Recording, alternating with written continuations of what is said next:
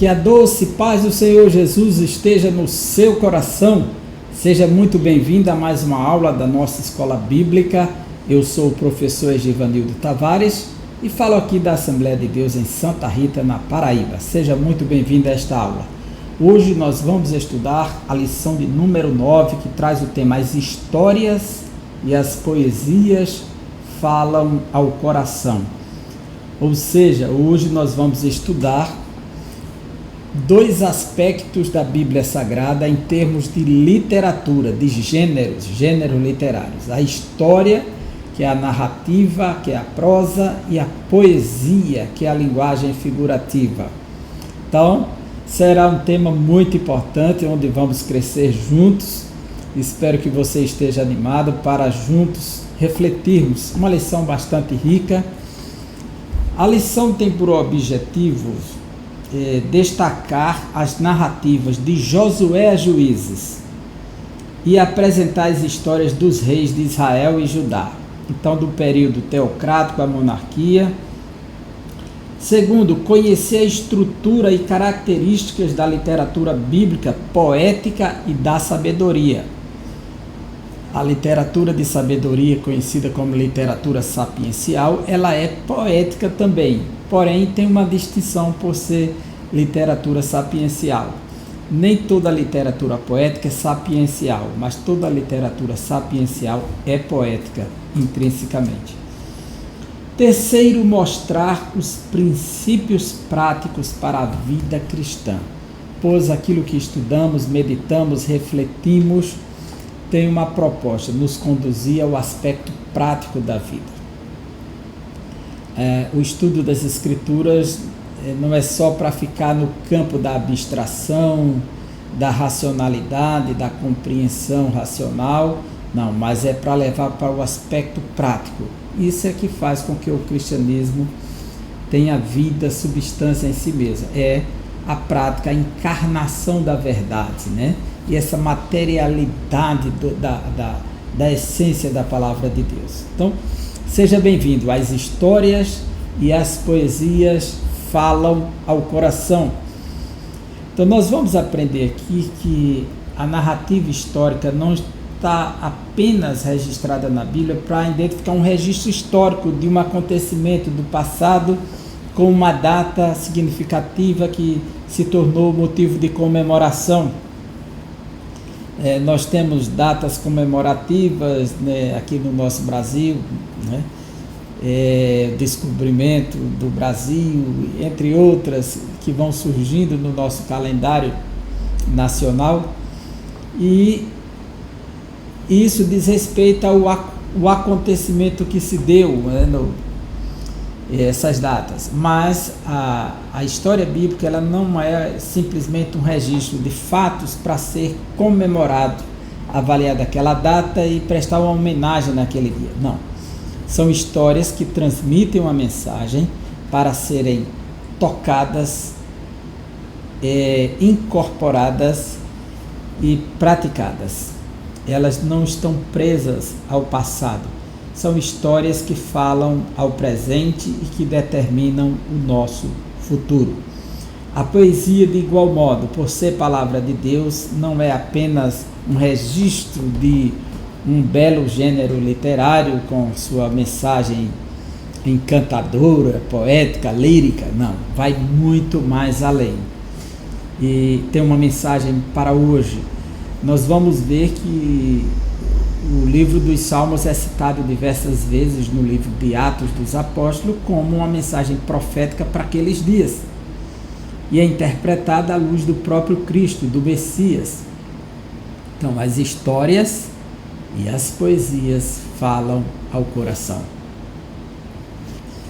O nosso textuário nos diz assim: estou aflitíssimo. Veja, superlativo aqui, aflitíssimo, muito aflito, estou muito aflito. Essa é a ideia. Vivifica-me, ó Senhor, segundo a tua palavra. Salmo 119, 107. O salmista, Não quer dizer que foi Davi, tá certo? Porque nem todo salmista é Davi. Davi era salmista, que escreveu salmos, escreveu canções, tocava a lira, mas não significa que todo salmo é de Davi. A Bíblia registra 73 salmos que compõem o nome de Davi nestes salmos. E salmos também dedicados a Davi, mas não significa que os salmos são todos de Davi. Primeiro, existem salmos do período do cativeiro, quando Davi nem existia mais. Existem salmos que são antes da existência de Davi. Então nós temos salmos históricos, temos salmos messiânicos, temos salmos davídicos, temos salmos que são lamentos, temos salmos somente de adorações, diversos tipos de salmos e diversos autores. Temos salmo de Moisés, salmo de Salomão, de Emã, o Ezraíta, temos salmos de Asaf. Então tem muitos autores para os salmos.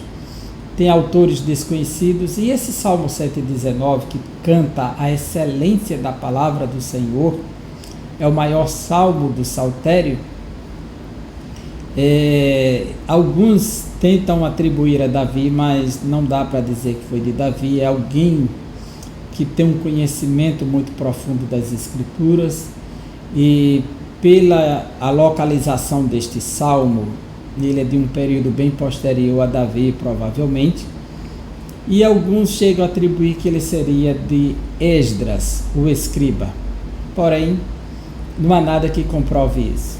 Como Esdras tinha proposto buscar a lei do Senhor, meditar na lei do Senhor e praticar a lei do Senhor, alguns atribuem à sua pessoa este salmo, mas nós não temos nada que comprove que este salmo era de Esdras. Independente de sabermos quem era o seu autor, vamos considerar este detalhe, que é a palavra de Deus, e que ela nos comunica a sua verdade e a sua vontade. Então o salmista diz: estou aflitíssimo, estou muito aflito, vivifica-me, ó Senhor, segundo a tua palavra. Então ele pede o socorro de Deus e indica o meio pelo qual Deus pode fazer isso, que é a sua palavra. Veja como isso é interessante. A poesia falando ao coração do homem, porque a poesia bíblica é a palavra de Deus. A nossa verdade prática nos diz: os livros históricos e poéticos mostram a sabedoria e a soberania, quer dizer, o controle de Deus, o domínio de Deus, e a sabedoria divinas, tanto o poder de dominar quanto o poder de conhecer tudo, a sabedoria divina. O relato dessas verdades produz fé e esperança em nossos corações.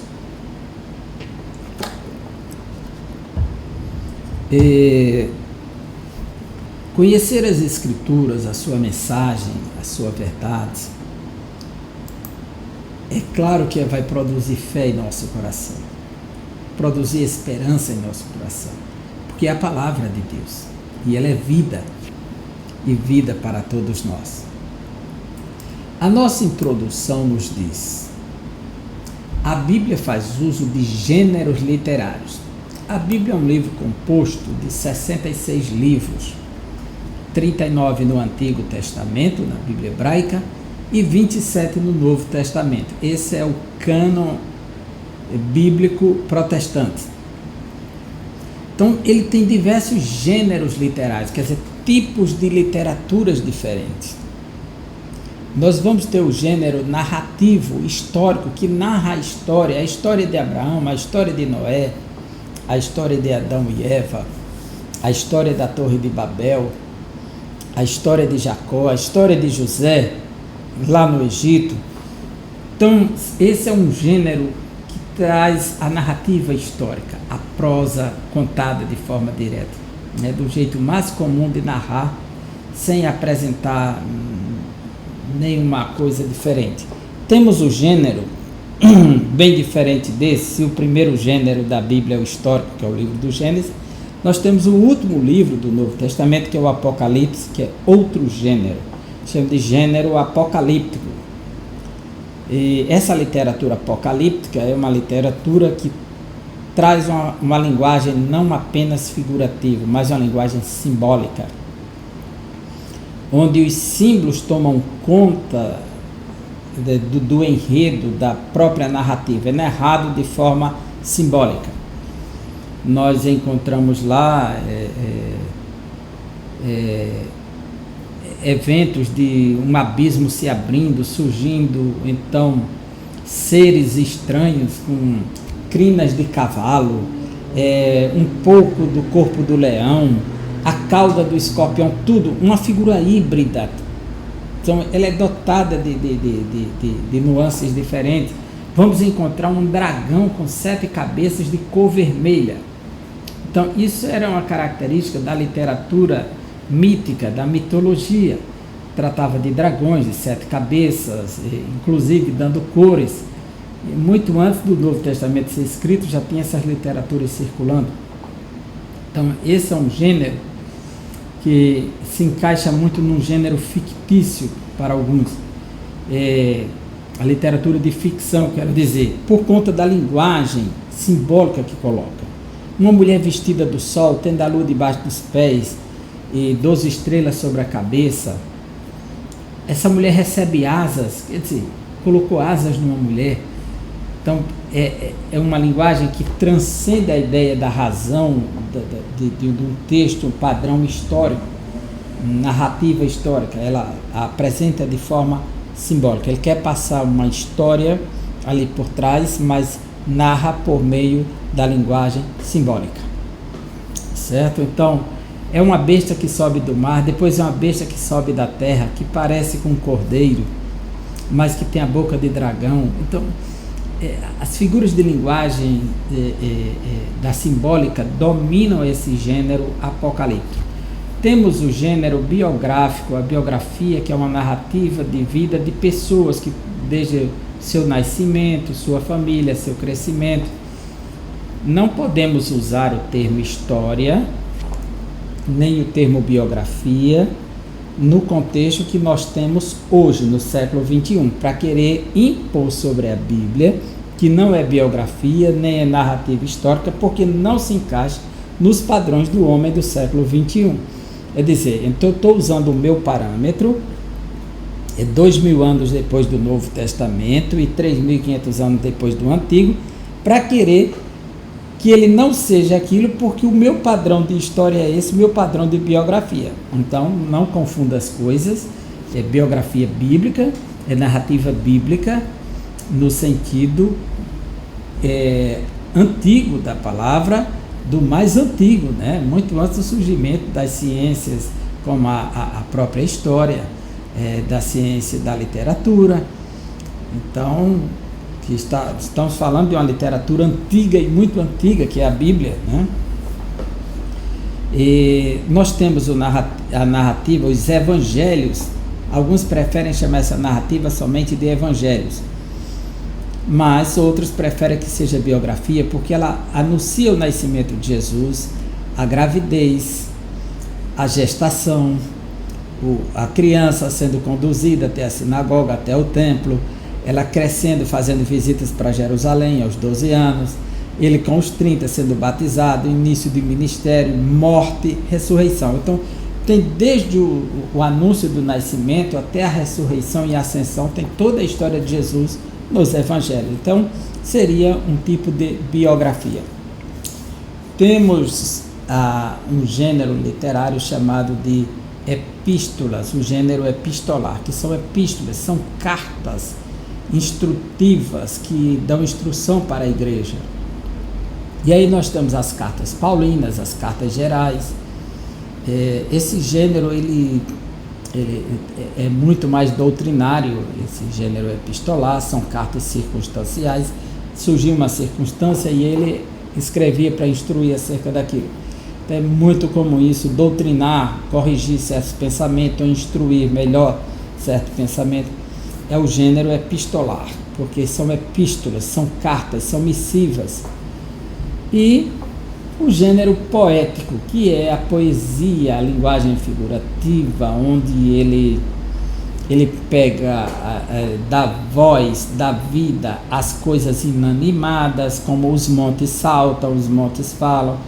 Você pode estar pensando em prosopopeia, onomatopeia, a zootopeia, essas figuras de linguagem que estão implícitas no gênero poético, né? Mas o gênero ele é figurativo, de uma linguagem conotativa, que conota através das figuras de linguagem. Então nós temos aí o livro dos Salmos, o livro de Jó, aliás, Salmos, que seria essencialmente poético, Cantares de Salomão, Lamentações de Jeremias, são textos poéticos. Porém, temos um gênero chamado de sapiência, que expressa o que? Ciência, conhecimento, sabedoria de vida, um conhecimento prático para a vida do dia a dia. E ele se encaixa no livro de Jó, no livro de Provérbios, no livro de Eclesiastes. São os livros sapienciais, porque eles expressam um conhecimento prático para a vida. Ok?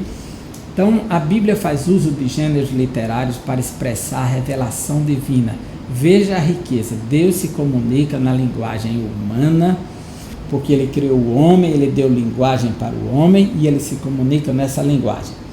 Se o homem gosta de se comunicar através da literatura, através da poesia, através da narrativa, através da linguagem epistolar, através da literatura apocalíptica, Deus se comunica assim também, sem nenhum problema, contanto que você não deixe de conhecer a verdade. Para contar as histórias do povo de Deus, os livros históricos servem-se da literatura chamada de narrativa. Os livros poéticos e de sabedoria recorrem ao texto lírico. Por que lírico? Porque era um texto que era produzido para ser cantado com uma lira, um instrumento de corda, uma espécie de pequena harpa, que se pegava aqui e se tocava. Existe até hoje as liras, nos dias modernos. Lira. A harpa ela é grande, a lira ela é pequena. Então é para tocar na lira, depois chama de lírico. Era um texto cantado ao som da lira. E através dessa linguagem poética e esse instrumento, isso tocava o sentimento das pessoas, e trazia um bem-estar, fazia com que a pessoa viajasse no seu imaginário. Em vista disso, na lição de hoje estudaremos as experiências e as instruções relatadas nesses livros, cuja mensagem fortalece os nossos corações. As histórias do Antigo Testamento. Esse capítulo está dividido em 3 partes: os livros históricos, as histórias dos juízes e as histórias dos reis. Se você olhar os livros históricos do Antigo Testamento, e na primeira parte da Bíblia, na nossa divisão cristã tradicional, é de Josué ao livro de Esther. Seriam esses livros aqui, os livros históricos. Então, você tem Josué com a conquista da terra, tem os juízes, o povo dentro da terra, tem o livro de Ruth, o povo saindo da terra para as terras estrangeiras e depois regressando. O primeiro livro de Samuel, que trata da monarquia de Saul. O segundo livro, que trata da monarquia de Davi. O primeiro livro dos reis, que trata da monarquia de Salomão e a divisão da monarquia, deixa de ser monarquia unida para ser monarquia dividida. O segundo livro dos reis, o fim das monarquias. E o primeiro e o segundo livro das crônicas, que resumem tanto a história de Davi quanto as monarquias unidas e divididas e a sua consumação. Temos o livro de Esdras, que é o livro pós-cativeiro, que volta para restaurar o povo espiritualmente. Nós temos o livro de Neemias, a construção de Jerusalém, e temos o livro de Esther, que é o grande livramento de Deus ao povo judeu espalhado no período do Império Medo-Persa. Então, os livros históricos. Após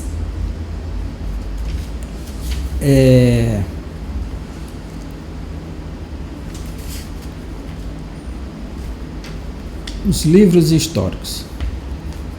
Após a morte de Moisés, Deus chamou Josué para liderar o povo na conquista da terra prometida.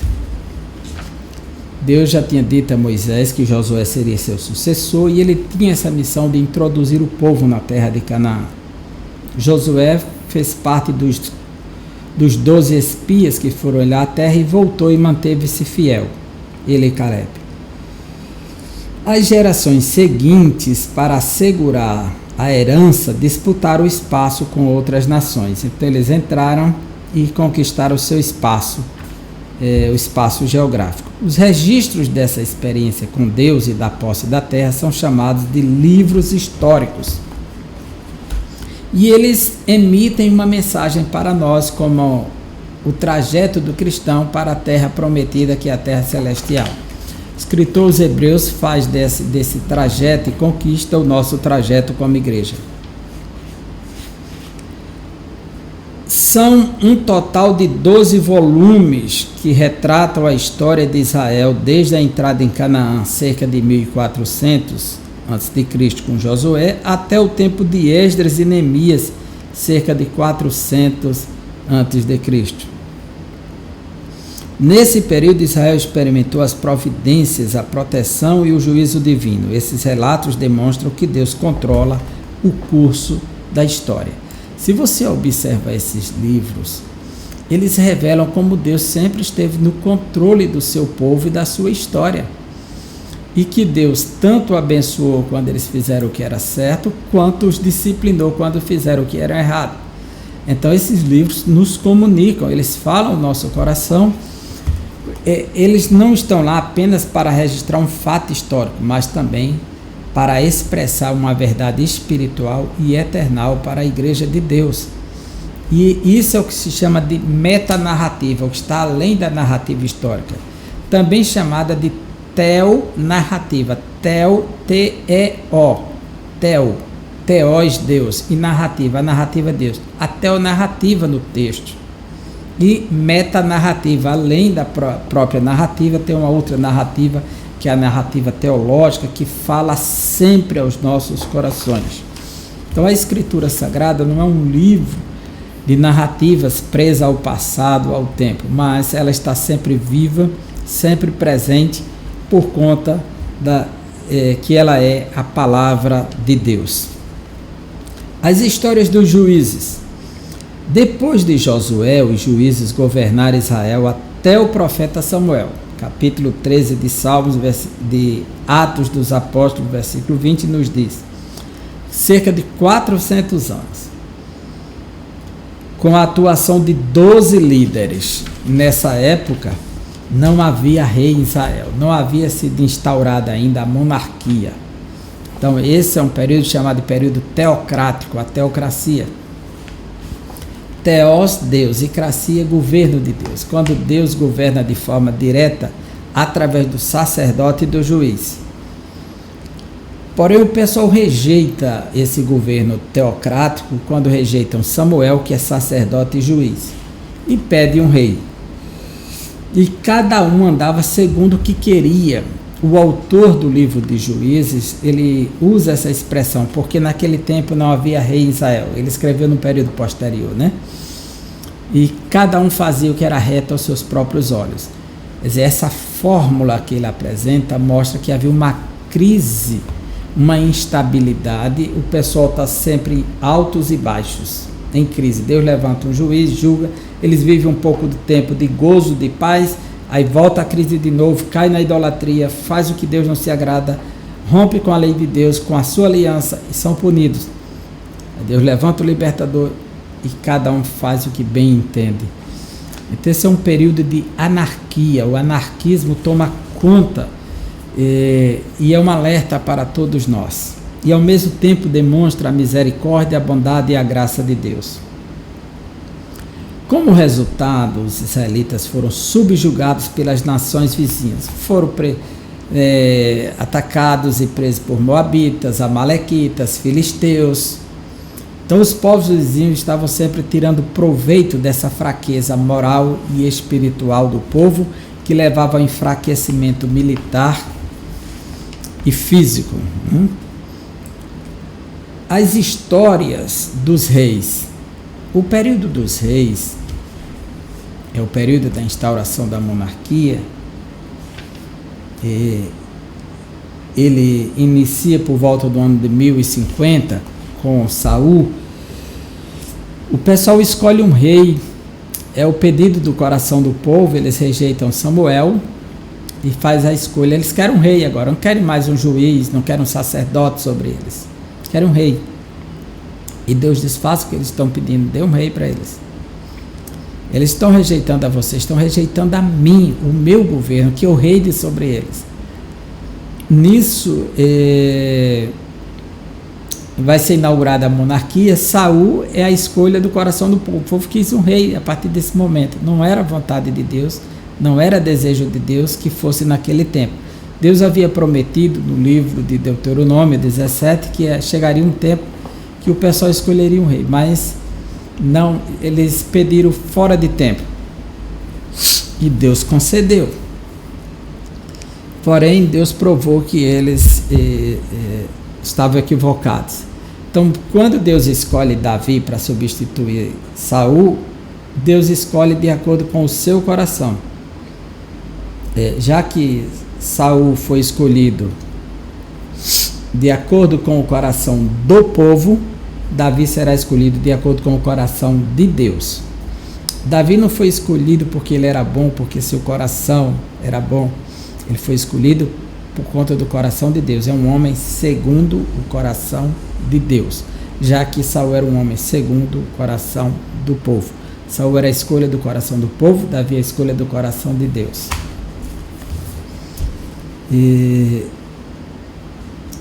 Davi foi escolhido e recebeu a promessa de um reino que não teria fim. Deus fez uma aliança, a aliança davídica, no segundo livro de Samuel, capítulo 7, que não faltaria sucessor no seu trono. Salomão lhe sucedeu após a sua morte e o reino se dividiu entre reino do norte e reino do sul. Judá ficou no sul e Israel ficou no norte. Ambos os reinos rebelaram-se contra Deus e foram para o exílio. Em 722, os assírios começaram a derrubar o reino do norte. Deu um processo também de 3 levas, e em anos diferentes, mas começou em 722. E depois o império que venceu o Império Assírio foi o Império Babilônico, o Império Neobabilônico. Em 612 derrubou a cidade da Assíria e conquistou o poderio naquela região da Anatólia, do Crescente Fértil e do Levante, que fica a região da Palestina, o Levante. E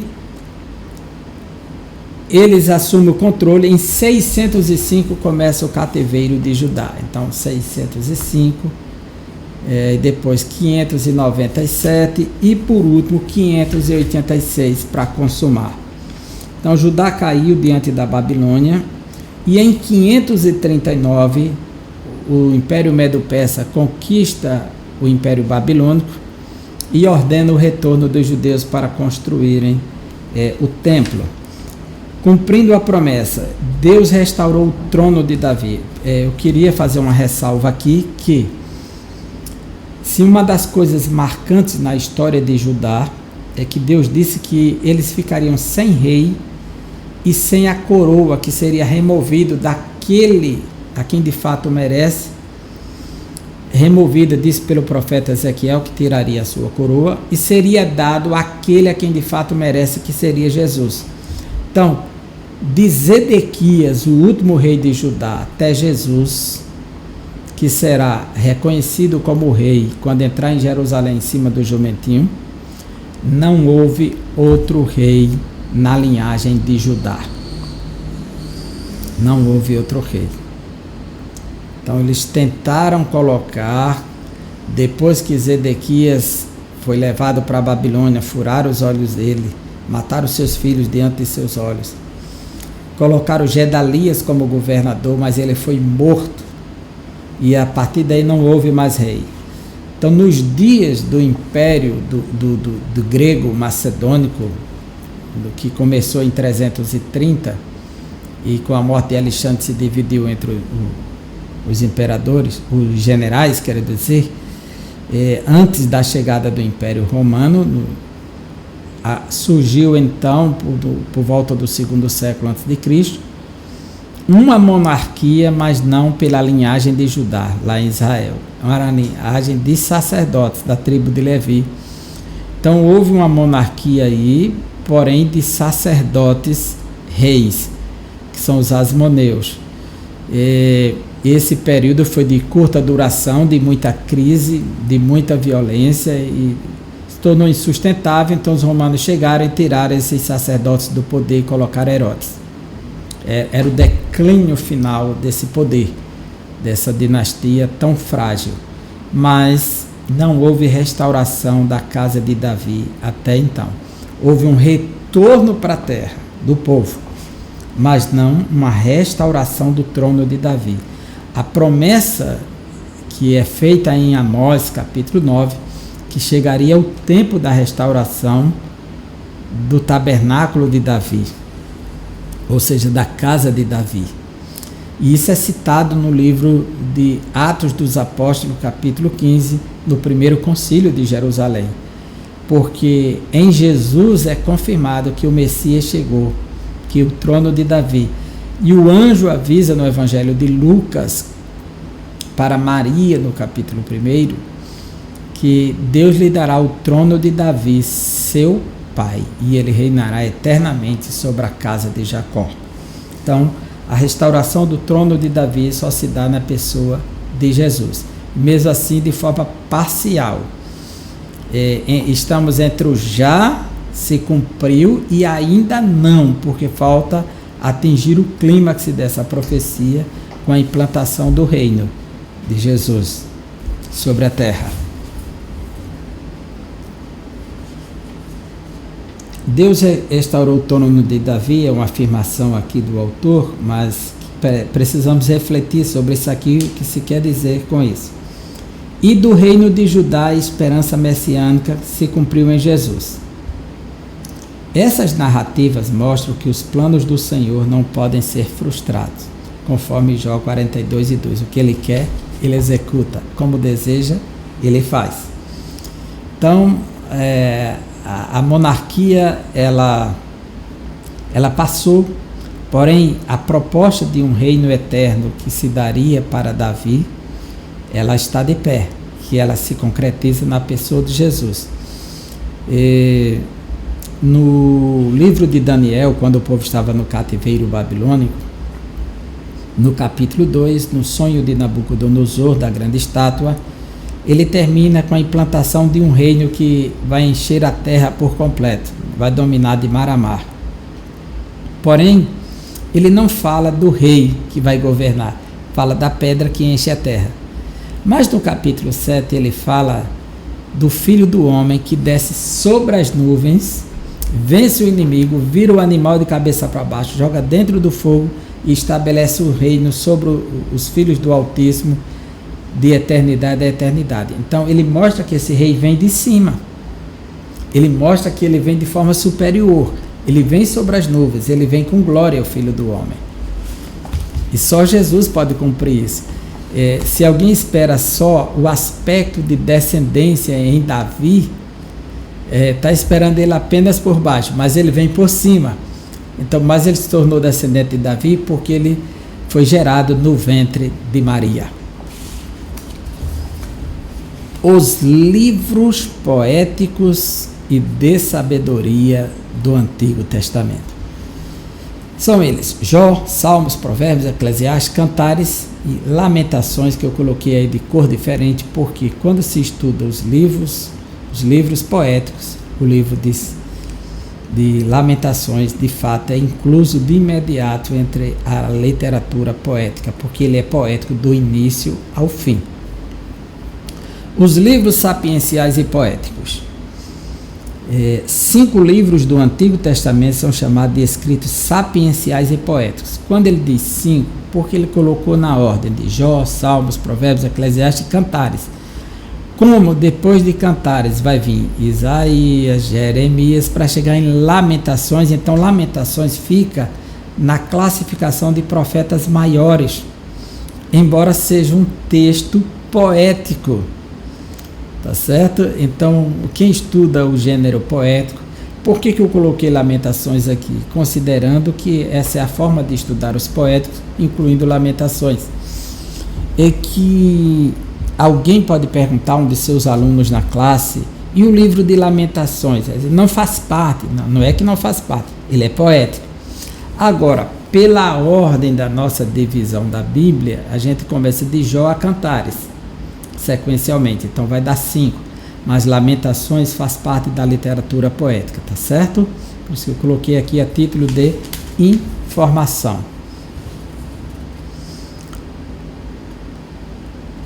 Eles são chamados de sapienciais e poéticos. Quando falamos de sapienciais, nós temos aqui, ó, os sapienciais, Jó, Provérbios e Eclesiastes, são esses 3, o de sapiência, que expressam a sabedoria. E poéticos, que são os Salmos, Cantares e Lamentações, Cantares ou Cântico dos Cânticos. Esses daqui são os poéticos, como são chamados no estudo dos gêneros literários. Jó, Salmos, Provérbios, Eclesiastes e Cantares de Salomão. Eclesiastes foi escrito quase todo em prosa, e os outros livros foram redigidos em sua maioria em forma de poesia. Já pensou, quase todo em prosa, mas com a linguagem sapiencial e poética ao mesmo tempo. A linguagem figurativa domina esse livro. A prosa retrata o modo como normalmente falamos, o que é corriqueiro, o que é comum para todos nós, a forma de narrar o fato real. A poesia expressa sentimentos, o pensamento mediante versos que atingem o intelecto e as emoções. Na Bíblia, esse gênero literário trata da aplicação da verdade divina à experiência humana. Refere-se à sabedoria prática mais do que à teórica. É interessante notar essas distinções. E se o livro de Eclesiastes foi escrito quase todo em prosa, por que ele é poético e é sapiencial? Vou dar um exemplo, Eclesiastes 11, lança o teu pão sobre as águas, e depois de muitos dias o acharás. Veja, existe aqui uma linguagem metafórica, uma linguagem figurativa. Lançar o pão sobre as águas para achá-lo depois de muitos dias. Ele vai falar como uma mosca estraga o perfume do perfumista, assim é a insensatez ao homem. Então ele usa dessa sabedoria para expressar, pegando elementos da realidade e colocando-os na linguagem figurativa. E isso é o que expressa a sabedoria. Eclesiastes e Provérbios e Jó. O tema de Eclesiastes, por que Eclesiastes? A palavra Eclesiastes vem do grego, né? Essa palavra que vem a palavra ecclesias, que é a palavra igreja, eclesia, né? E Eclesiastes, que é o sujeito que fala a igreja. A palavra igreja, em grego, ecclesias, é assembleia, é reunião. Então, havia o sujeito que reunia as pessoas para falar para ela. Então, esse que fazia a assembleia e falava era o Eclesiastes. Eclesiastes, né? Era o sujeito. Diz que ele é chamado de pregador, ensinador, de mestre, depende da tradução. Diz o mestre, diz o Eclesiastes, diz o pregador, aquele que pregava para a assembleia. Por isso que é a tradução de Eclesiastes. O tema de Eclesiastes já está na frase, é tudo vaidade. O que é vaidade? Vaidade é tudo aquilo que está debaixo do sol, é tudo transitório, é tudo passageiro. O livro de Eclesiastes começa perguntando sobre o sentido da vida. E ele responde que não há sentido nessa vida horizontal. Por que não há sentido? Como assim? Não podemos ter momentos de prazer, de felicidade, de alegria, de conquistas, de realizações?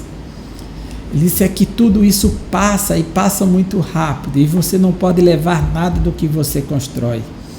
Nada de que você guarda aqui você pode levar consigo. Você sai nu do ventre e volta nu para o ventre.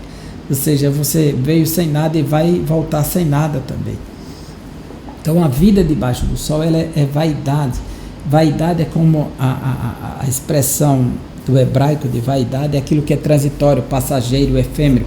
Uma bolha de sabão. Você já viu uma bolha? Você sopra aquela bolinha e ela sobra aquela coisa bonita, perfeita, colorida, brilhosa, aquele brilho em cima, cores de um lado, que é o reflexo da luz que gera aquelas cores, faz a refração. Mas rapidinho ela faz plá, e desaparece. Desaparece. Isso é a vaidade. Tudo é passageiro, tudo é transitório debaixo do sol. Então o homem tem que buscar uma vida que vá além do sol. Ele tem que buscar aquilo que está muito mais, que transcende essa realidade física, histórica, o campo eternal. E o livro de Eclesiastes vai mostrar que o fim da vida é temer a Deus e guardar os seus mandamentos. O que mostra que temer a Deus e guardar os mandamentos é o melhor caminho, é a chave para a eternidade. Então, o sábio Salomão, ele deixa claro isso, que tudo é transitório e que ele caiu no pecado, na transgressão, buscou tudo que desejou o seu coração e descobriu que nada disso trazia a satisfação plena para o ser humano. A plenitude da vida estava em temer a Deus e guardar os seus mandamentos. São as confissões de Salomão. O tema de Provérbios afiança que o temor do Senhor é o princípio da ciência, ou seja, da sabedoria. A verdadeira sabedoria, ela tem temor a Deus, ela parte do temor a Deus, ela tem como fundamento o temor a Deus. Ela não vai além daquilo que Deus determina, ela não vai além daquilo que Deus embasou para ela, ela não vai além daquilo que Deus projetou para que ela seja. Então ela parte do princípio em que Deus está no controle, que Deus está acima de tudo, que Ele é soberano sobre as nossas vidas. Então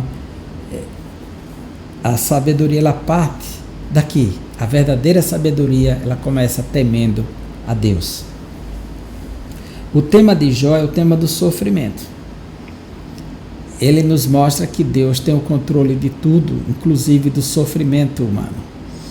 Que às vezes um sofrimento que parece não ter sentido para a vida humana, por que tanto sofrimento, que tanta dor, tanta enfermidade, termina dizendo que Deus removeu o cativeiro de Jó depois de tudo que ele havia infligido contra ele. Então o próprio Deus feriu Jó, embora o instrumento tenha sido Satanás. Então foi ele que tratou. Então o sofrimento veio da parte do Senhor e saiu por conta do Senhor. Então ele que fez todo o processo. Salmos e cantares de Salomão. Salmos em hebraico significa louvor, que é terrilim, né? Que é o Hillel, o Halel, quer dizer.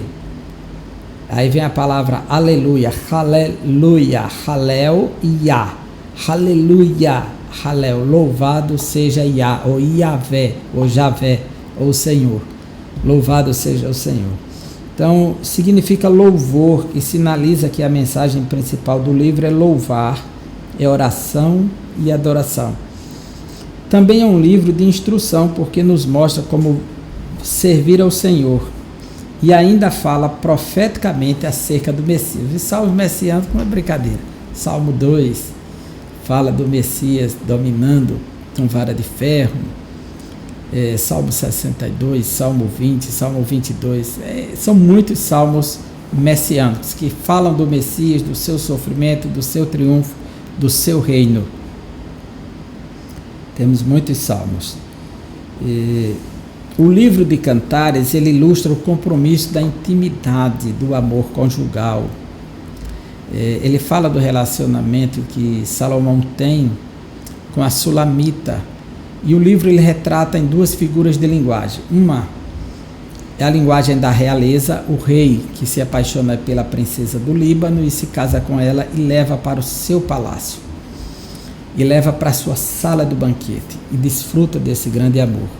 E a outra figura de linguagem que ele retrata é a linguagem pastoril, quando ele retrata de uma moça campesina que vive no campo, que toma conta das cabras e das ovelhas de seus irmãos, e ela tem uma vinha que ela tem que cuidar também, e ele que é um pastor de ovelhas que se encontram, e eles passam a desfrutar do amor na relva, debaixo das árvores. Eles exploram o bosque juntos, as macieiras, desfrutam das sombras, dos frutos e compartilham os sentimentos. Então tem essas duas figuras de linguagem dominando o livro de Cantares, e que tem muito que traduzir a ideia da relação de Cristo e a igreja. Os judeus entendem como a relação de Deus e a Torá, a sua lei, e de Deus e a sua nação Israel. Uma mensagem ao coração é o nosso capítulo 3 da lição, que traz uma mensagem de soberania, uma mensagem de sabedoria e uma mensagem de adoração. Uma mensagem de soberania, de controle, de domínio, sabe? A Bíblia descreve o que Deus fez na vida das pessoas e por meio delas. Então, Deus faz a elas e Deus faz por meio delas, ou através delas, né? Por exemplo, Deus conduziu Josué na travessia do Jordão. Josué 3:13. O feito favoreceu o acesso à terra prometida. Capítulo 5, versículo 1 de Josué. Deus levantou nações para punir a rebeldia de seu povo e ainda proveu o meio de escape, a fim de evitar a extinção da nação eleita. Deus sempre guarda o remanescente para que não sejam extirpados, porque ele fez um pacto com Abraão, Isaac e Jacó. Ele fez esse pacto. Não tem quem destrua essa nação. Ele resgatou da Babilônia o remanescente conforme a promessa feita a Abraão, Isaac e Jacó. E também do pacto davídico que restauraria o trono de Davi, né? Foi ele que conservou a nação de Judá e assim preparou o caminho para a vinda do Messias prometido, conforme Atos 13, versículos 17 a 23. Assim sendo, o nosso coração deve se aquietar, porque Deus é soberano e é Ele quem age na história e nada acontece fora da sua vontade. A Bíblia mostra que Deus está controlando a história, está direcionando a história, está conduzindo a história, está realizando salvação na história. A história bíblica é a história da salvação. E a nossa história como povo de Deus, povo escatológico, que é a extensão daquele povo da Bíblia, é uma história de salvação. Uma mensagem de sabedoria. Deus é a fonte da sabedoria, conforme Provérbios 2:6. E o propósito da sabedoria é agradar a Deus, ela se volta para Deus. Desse modo, todo o conselho prático está subordinado à sabedoria divina. Não confundir sabedoria com conhecimento. Conhecimento você adquire nos livros, nas bibliotecas, nas universidades, nas escolas, nos institutos, nos centros de estudos, nos seminários, nas instituições de ensino, dentro de casa, com a tradição da família, formal, conhecimento formal, conhecimento informal. Conhecimento se adquire assim, no dia a dia, na interação. Mas sabedoria não. Sabedoria começa no temor a Deus. Sabedoria de verdade depende de temor a Deus. Não é adquirido, é recebido, é um dom de Deus para aqueles que lhe temem, é um presente de Deus. Desse modo, todo conselho prático está subordinado à sabedoria divina. E aí nós citamos, como o provérbio fala, andar corretamente, fugir da luxúria, dos prazeres carnais, não ser preguiçoso, não se acomodar, manter boa reputação, a integridade moral, tomar cuidado no falar, para evitar confusões, não confiar no dinheiro, mas saber que Ele está a nosso serviço, é nosso servo e não é o nosso Senhor. Viver com alegria, não ser alguém que está sempre reclamando, insatisfeito com a vida. Remir o tempo, administrar de forma correta para tirar maior proveito. Manter a integridade. Para que não seja uma pessoa réproba. Aceitar a repreensão, ter humildade para isso. Confiar no Senhor, que é um ato de fé e fidelidade, e desfrutar do verdadeiro amor que vem do próprio Deus. No entanto, essas ações não devem ser observadas de forma legalista, fundamentalista, como meios para se adquirir salvação. Elas devem ser o resultado do toque divino no coração humano, conforme Provérbios 4:23. Então, uma mensagem de adoração. Os salmos. Nós temos um saltério com 150 salmos dividido em 5 livros. Então os salmos possuem a peculiaridade ou particularidade, né? É peculiar, de expressar as mais profundas emoções do coração humano, tais como medo, angústia e tristeza, força, segurança e alegria. O salmo ele expressa tudo isso. Tem salmos mostrando a angústia do salmista, o medo do salmista, o desespero do salmista, a confiança do salmista, a alegria do salmista. Eles também, os salmos, refletem o ideal divino da espiritualidade e adoração, porque lá está o padrão que Deus quer. O Salmo 50, ele mostra qual é o padrão de Deus para a verdadeira adoração. Deus não está preocupado com bois, com sangue, com carneiro, né? Está preocupado com o coração obediente e voluntário. Ele mostra o destaque da vida espiritual, o coração que confia, o coração contrito, que quer dizer arrependido, o coração que glorifica a Deus, o coração agradecido e o coração arrependido. Diz que o salmista diz: escondi a tua palavra no meu coração para não pecar contra ti. Precisamos nos submeter a essa palavra para viver dessa palavra e para essa palavra. De acordo com a nossa leitura, o livro de Deuteronômio, capítulo 6, versículos 20 a 25, diz: quando teu filho te perguntar no futuro, dizendo, o que significam os testemunhos e estatutos e juízos que o Senhor, nosso Deus, vos ordenou? O que significa isso? O filho vai perguntar. Então dirás a teu filho: éramos servos de Faraó no Egito, porém o Senhor, com mão forte, nos tirou do Egito. Veja, ele primeiro narra o fato do milagre, como Deus fez pelo seu povo. Então, isso já é motivo, né? Para adorar a Deus, glorificar a Deus. E o Senhor, aos nossos olhos, fez sinais e maravilhas, grandes e terríveis, contra o Egito, contra o Faraó e toda a sua casa. E dali nos tirou para nos levar e nos dar a terra que jurara a nossos pais. Ou seja, Deus estava cumprindo uma promessa. E o Senhor nos ordenou, Deus nos entregou uma lei agora, que cumpríssemos todos esses estatutos, que temêssemos ao Senhor nosso Deus, para o nosso perpétuo bem, para nos guardar em vida, como no dia de hoje. Para o nosso perpétuo bem. Era algo perpétuo, para sempre, para o nosso bem, se guardássemos. Veja só que maravilha, né? Então, a nossa conclusão diz assim: a experiência do povo de Deus na conquista e posse da terra prometida aponta para a soberania divina. O texto bíblico em prosa e poesia revela a sabedoria divina que deve ser aplicada em nosso viver diário. Essa mensagem alegra o nosso coração, serve de bom remédio e conserva saudável o nosso espírito, alma e corpo. Deus ajudou Josué a conquistar a terra.